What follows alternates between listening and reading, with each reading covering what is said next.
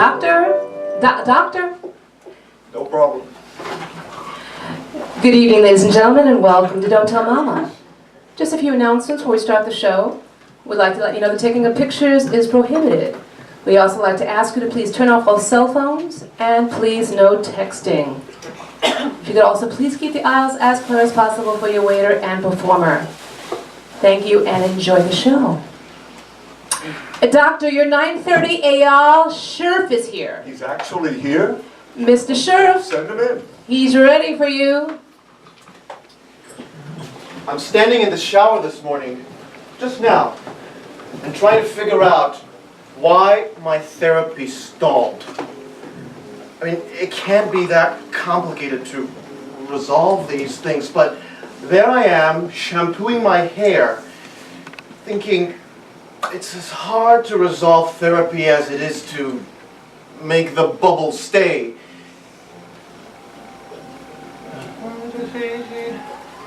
Make the bubbles stay. Oh, I know.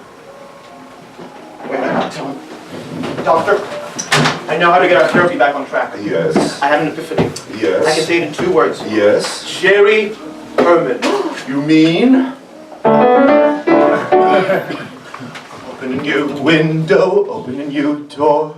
Travel a new highway that's never been tried before. Before you find you're a dull fellow, punching the same clock, walking the same tightrope as everyone on the block. The fellow you ought to be is 3-dimensional, soaking up life down to your toes. Whenever they say you're slightly unconventional, just put your thumb up to your nose and show them. This is great. This is it. Hello, Eyal. Good morning. Good morning. Wait. That's not by Jerry Herman. Oh. Your good morning when we meet here starts the morning with a song that makes me feel like stepping up my pace and leaves the look of April on my face the whole day long.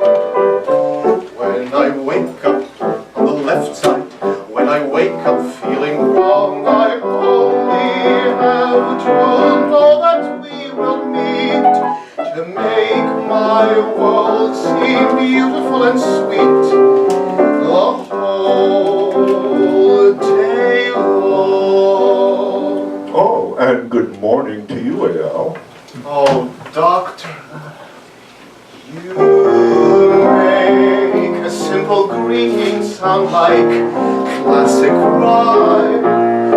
You make our weekly session an enchanted time.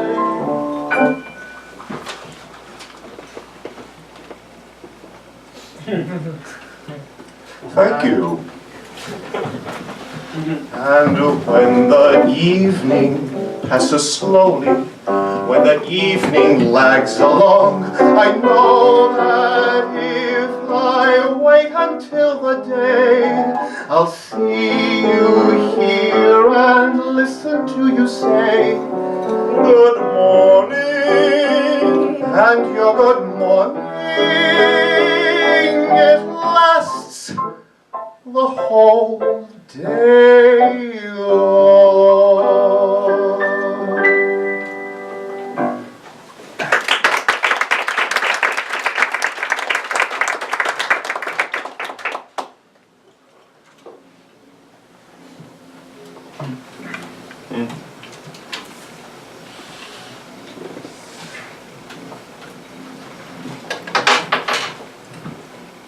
Why do I always have to start the session?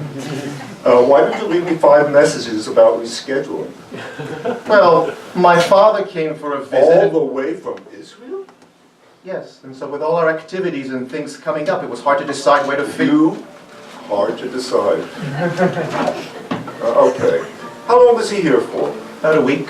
Your father, the workaholic scientist, took a week off? Well, he heard there was a new production of Rigoletto playing at the Met. And my father loves Rigoletto so much, I think he'd fly to Iran to see a production. Did you get to spend any time with him? Quite a bit, yes. You see, my father often says that the tensions in my life will be resolved once I settle down in a relationship. He'd be like, listen, Eyal, it's important to pay attention to that aspect of life too. It's not only career.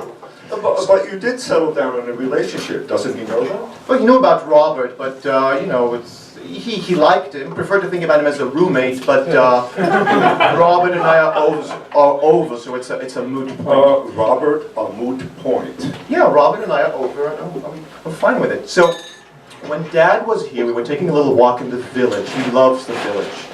And we run into 3 of my friends, and Dad goes, lovely girls, but who is the strange-looking one on the end? I said, the strange-looking one on the end is Claude. He was my first friend in New York. He happens to be a musicologist, Pop, doing his thesis on Rigoletto. Really? Yes, Pop, but he also designs beautiful purses. Really? And looking at Angelique and Antoinette, Dad turns to me and says, no, Eyal, are you seeing anyone? And what did you say? I said, girls have come and gone, Papa. Angelique and Antoinette. Girls have come and gone. Girls may come and go. But something very odd occurs, Papa. Now, this is what I wanted to say. I remember Claude. His face was gaunt, his skin was pale. His bony little fingers were so delicate and frail. Yes, I remember Claude in every intimate detail. But I remember absolutely nothing about Angelique and Antoinette, Leslie or Hélène. It was all a blur, and yet, Papa, life is a celebration with Claude on my arm. It makes my shoulders broader with Claude on my arm. Even when things won't gel and the pieces won't fit, I'm suddenly in, I'm suddenly on, I'm suddenly in. At which point I had to pull Pop away because he and Claude were deep in discussion about the anti-fracking production of Rigoletto in Kansas City. Dad was disappointed to leave, but then he said, you know what, too many boutiques here on Bleecker Street, it's not like it used to be. Okay, let's keep walking. Hey Pop, meet my friends. Guys, meet my father. Hello, Harry. Well, hello, Louis. It's so nice to see you here where we belong. Dad, this is Manny. Manny was out of commission for a while, radiation burn. But now, you're looking swell, Manny. I can tell, Manny, you're still glowing. Sorry, I had to. You're still growing, you're still growing strong. So what do you think, Pop? Nice guys, right? Yeah, they're all actors. Actually, Louis is a paralegal, Manny is a welder, and Harry is an acoustical engineer, just like you, Pop. Actually, Louis specializes in same-sex divorce. Manny is with a Provincetown welding works, and Harry is an acoustical engineer at a gay bar. And Dad says, okay, thank you for being honest with me. You're welcome, Pop. It's great to have you here. Life is a celebration with you, Pop, on my arm. Walking's a new sensation with you, Pop, on my arm. He's here, actually. Even when things won't gel and the pieces dresses won't fit with you. It looks great with you, it looks grand with you, it looks grand. But look, somehow they've put a permanent star in my eye. Even the dead of winter can feel like July. I found a combination that works like a charm. I'm simply a man who walks on the stars. Whenever it's caught, Harry, Lewis, Manny, Dickie, Hank, Shlomi, Said, Gilad, and you pop on my arm.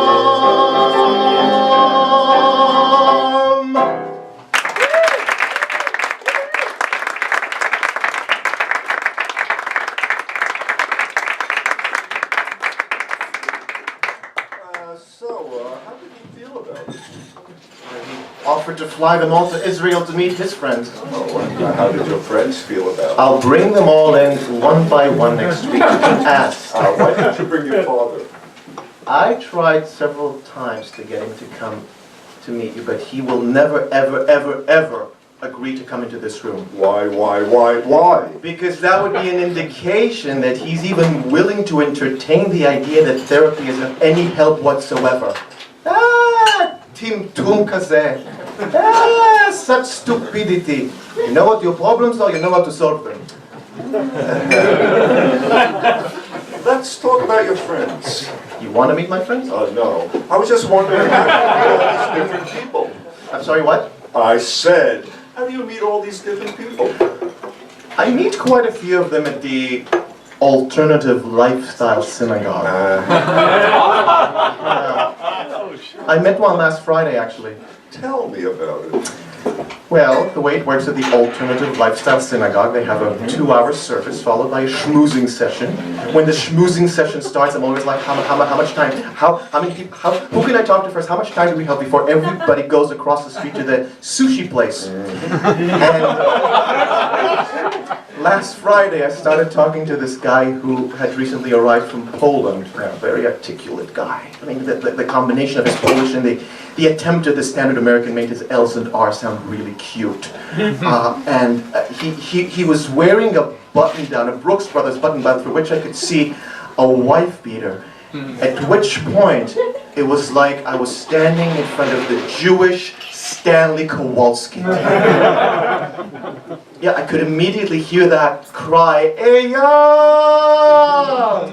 Good one. And even the name was similar, Karpatovsky. and I really loved how he pressed my arm every time he wanted to make a point. And he's doing his PhD in toxicology, so my father would love him, right? Oh, definitely. Yeah. So next thing I know, the sushi gang was starting to assemble. I say to Karpatovsky, you want to come with us? He said, I'm so sorry, I have lab early tomorrow morning. You have what? I have laboratory. Oh, you meant lab. I thought you said you had love early tomorrow morning. Well, for me, they are the same thing anyway. Isn't he witty? Doesn't he make me smile? He's clever and resilient. Haven't you noticed his continental style? His repartee is brilliant. His sense of honor, his sense of humor, his sense of order and plan. Poet and preacher, scholar and teacher, my little Renaissance man. So I say to Karpatovsky, well, okay, go get your beauty sleep now that you need it. But we exchanged numbers and agreed to meet. And then to cries of, Hey Al, come on, walk and talk. I joined the sushi gang. I got to the sushi place. I never get sushi, only salmon teriyaki. They bring out the sushi again, forgetting to put the sauce on the side, not drowning the poor thing in it. And when everybody asked me why I had no appetite, all I could say was, so much potential he has to still explore. A genie in a bottle, if they could listen, he would resolve a war. My Polish Aristotle, his allure, his charm and his candor made this night seem grander and grander. Moment to moment, I liked him more and more. Well, that's great. And so did you guys end up going out on a date? We did. And? Well, we went to Zuni's, the restaurant on 43rd and 9th. Great restaurant, you should go after the session. Should I tell them you sent me? You know, they know me there. So they sat us where I usually ask. The quiet table in the back, not too quiet, not too loud, not near the AC, not too warm, water, no ice, it's all good. And I say to Kapatovsky, well, how was lab? And he says, oh, I love my laboratory. So comfortable I was even able to lie down a bit. And I froze. You froze. But you said he's witty. You said he made you smile. Not clever, not